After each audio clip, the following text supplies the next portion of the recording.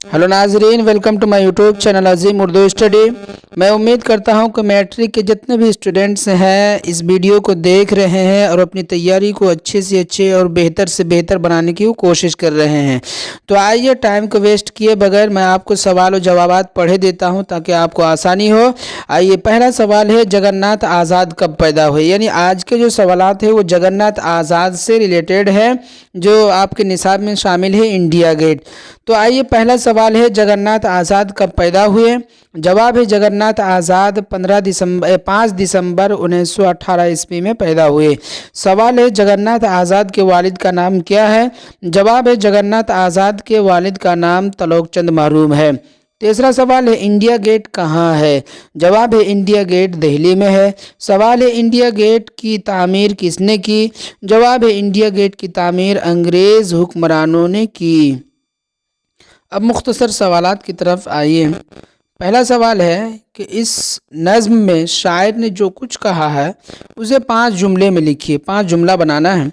आइए, पहला जुमला है कि इस नज़्म में शायर ये कहना चाहता है कि दिल्ली में मौजूद इंडिया गेट हिंदुस्तान की आज़मत रफ्ता की अलामत है।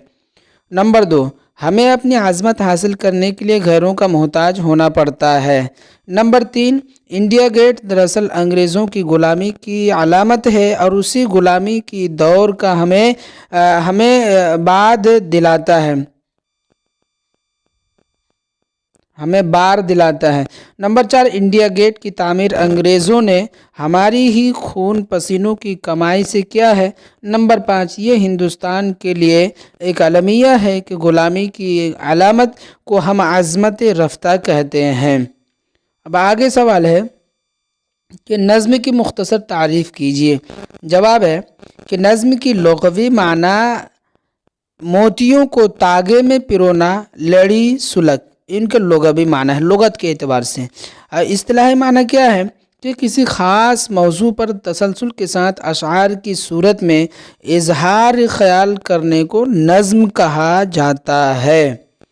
नज़्म के तमाम अशआर ख़याल के लिहाज से आपस में मरबूत होते हैं। चुनांचे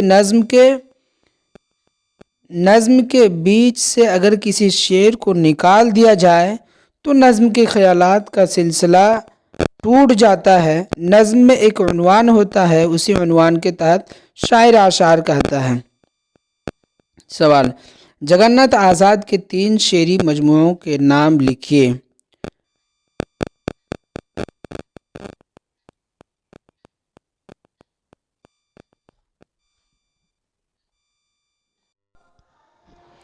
जी, जगन्नाथ आज़ाद के 3 शेरी मजमूओं के नाम लिखिए।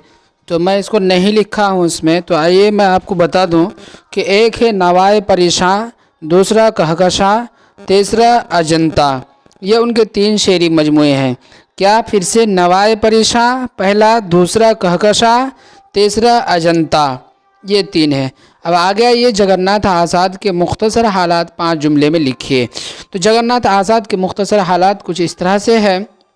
जवाब है कि जगन्नाथ आज़ाद की पैदाइश पाकिस्तान के ज़िला मियानवाला के कस्बा ईसा खैल नामी में हुई और ये ईसा खैल में हुई और ये 1918 ईस्वी में हुई थी। हाँ, उनकी पैदाइश 1918 ईस्वी में हुई थी।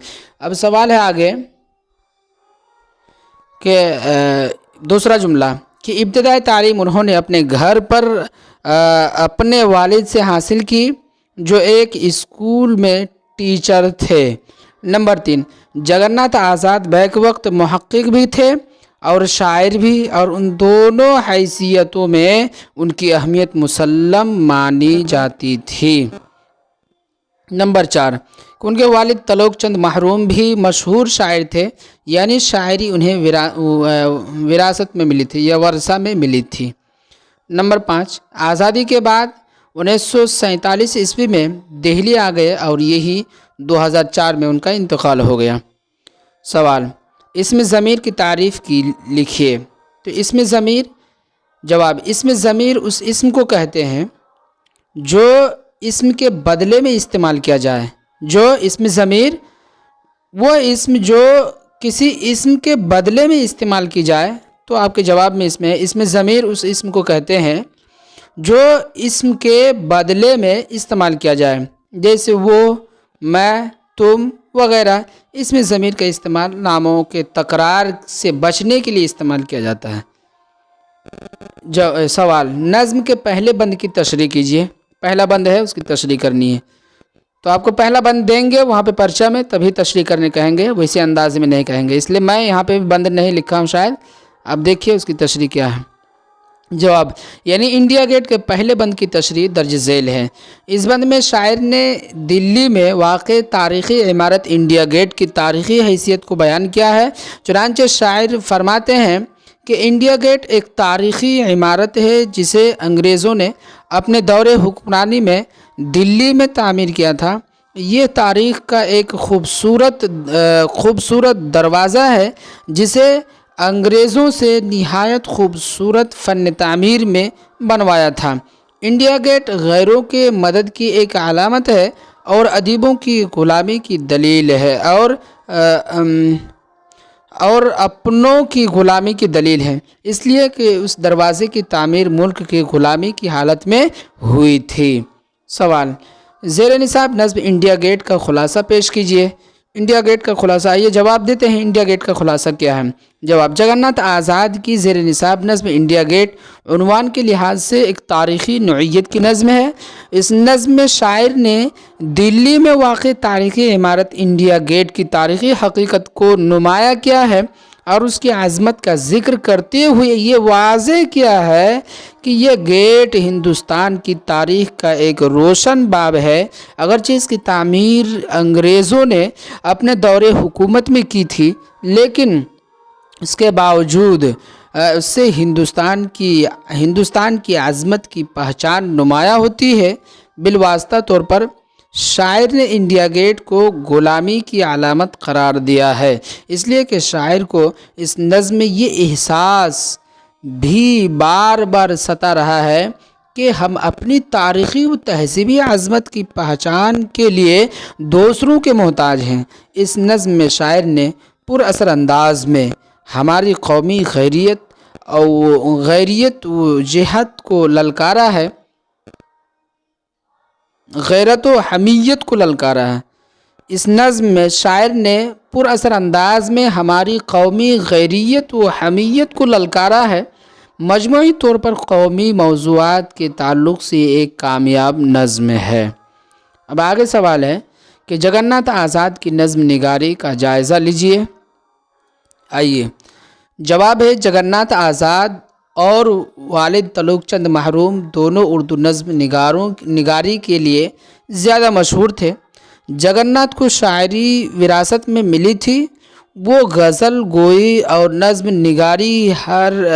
نگاری پر یکساں مہارت رکھتے تھے۔ ایک محقق کی حیثیت سے بھی انہوں نے اردو تحقیق کی اہم خدمات انجام دی۔ وہ ترقی پسند دور کے ایک ایسے شاعر ہیں جنہوں نے اپنی غزلوں اور نظموں میں کلاسیکی اور روایتی رنگ پھیکا نہیں پڑنے دیا۔ وہ ترقی پسند تحریک سے بہت متاثر تھے۔ حالی اور محمد حسین آزاد نے جدید اردو نظم میں جن روایتوں کو فروغ دیا، ان روایتوں کو آگے بڑھانے میں جگناتھ آزاد کا بہت بڑا ہاتھ ہے۔ انہوں نے ہندوستانی سماج کے بہت سے مسائل کو اپنا موضوع بنایا اور اس پر تفصیل سے روشنی ڈالی۔ ترقی پسند تحریک سے متاثر ہونے کے باوجود انہوں نے صرف اثر کی خیالات کی پیشکش پر اکتفا نہیں کیا، بلکہ اشتراکیت کے علاوہ دیگر مسائل و موضوعات کو بھی اپنی شاعری میں پیش کیا ہے۔ سوال آگے، واحد سے جمع بنائیے۔ جواب ہے، واحد سے جمع کیسے بنائیں؟ جیسے غیر ہے، باب ہے، دلیل ہے، شخص ہے، مقصد ہے، اس کی جمع بنانی۔ غیر سے اغیار، باب سے ابواب، باب کی جمع ابواب، دلیل کی جمع دلائل، شخص کی جمع اشخاص، مقصد کی جمع مقاصد۔ یہ آپ کے जगन्नाथ से रिलेटेड सवालात थे जो कि मैट्रिक के स्टूडेंट्स के लिए बहुत ही हेल्पफुल साबित हो सकती है। इसलिए आप इन सवालात को आसानी से याद करें और अपने इम्तिहान में अच्छे नंबरात से कामयाब हो। इंशाअल्लाह फिर मैं दूसरा वीडियो लेकर के मिलता हूँ। यहीं से अल्लाह हाफिज़।